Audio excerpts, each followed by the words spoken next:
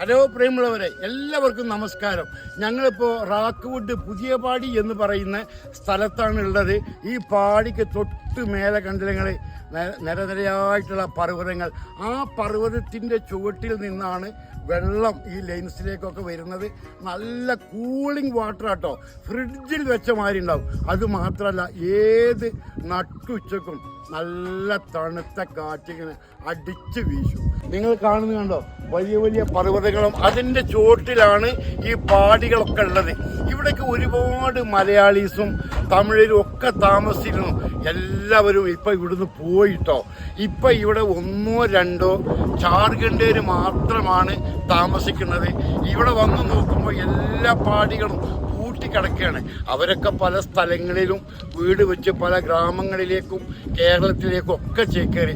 അപ്പോൾ ഇവിടെ താമസിച്ചിട്ടുള്ളവർ, ഈ പുതിയ പാടിയിൽ പാർത്തവരെ ഇത് കാണുമ്പോൾ ഒന്ന് കമൻറ്റ് ചെയ്യണം കേട്ടോ.